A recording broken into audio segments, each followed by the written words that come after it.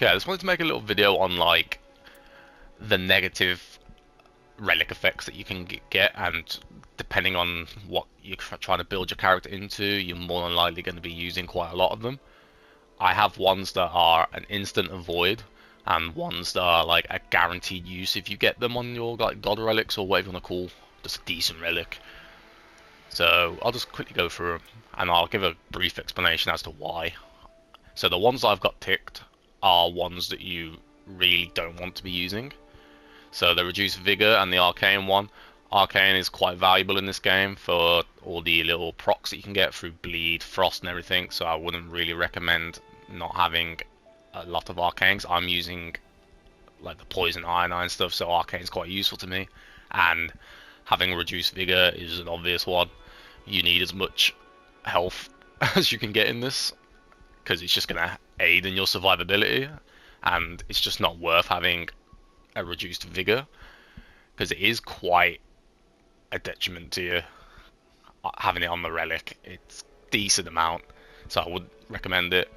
Reduced rune, sometimes you have those very tight runs where you've just scraped 15, and having this on will increase the amount that you'll not be able to get 15 if you have some bad runs. And on the higher depths, depending on team comp and how teammates end up playing, genuinely you won't recommend this. These ones, 100% use. They take absolutely nothing off your damage, even if you're using ones that are very specific to your character.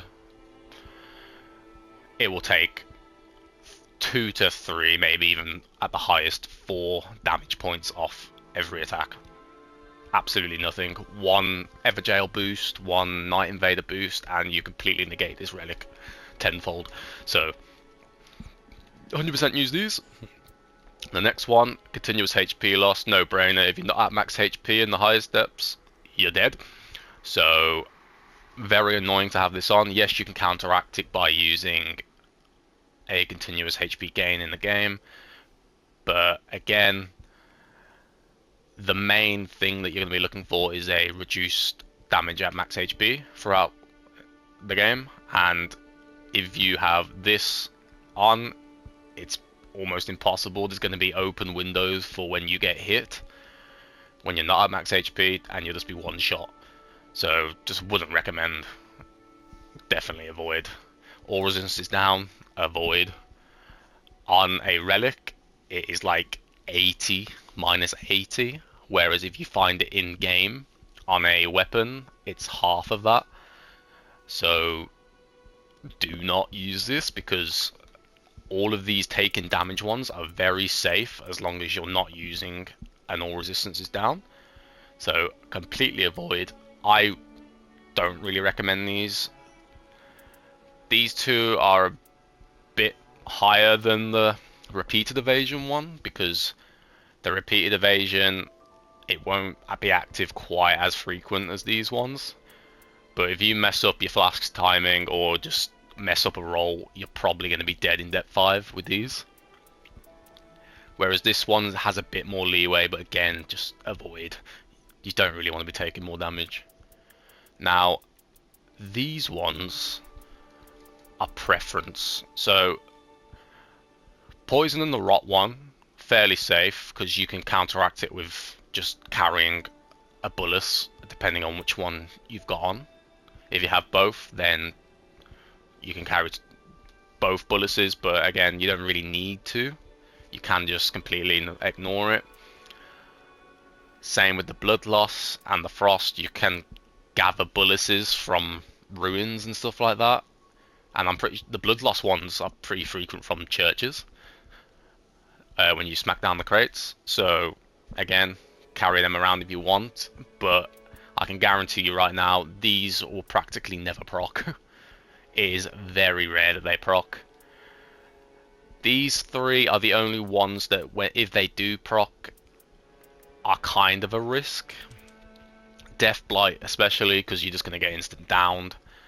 So there's certain attacks throughout the game, say like, for example, Sentient Pests, Poison Clouds. It doesn't actually do a lot of damage, but it does a lot of fast like ticks.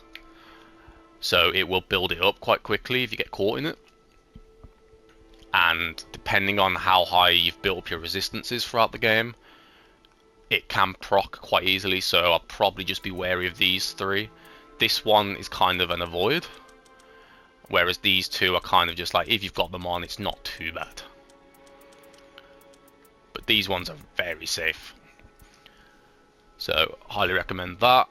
And in the last section, ultimate arts are quite valuable in this, especially the higher depths you go, so I kind of don't really like using it. Again, it's all preference. It's not that bad of a downgrade, so you can use it. And then the rest of these are very safe. Reduced flask restoration, it's quite a common passive to get flask restoration increases, so one of those and you've negated that completely. Lower attack power and below max HP. No brainer, you shouldn't be below max HP in this in the higher depths, because you'll just be dead. So it's kind of not ever going to be active unless you've got poison or rot build up. But then again, you can just use a bolus and cancel it, so it doesn't necessarily matter. These, very safe, because it only activates when you're below 85%. It's not actually like one tick below max HP. You can be below 85%, then it's activated. And then the near death reduces max HP. It's a temporary debuff, so unless you've dropped and then you've had to get revived, it won't actually activate.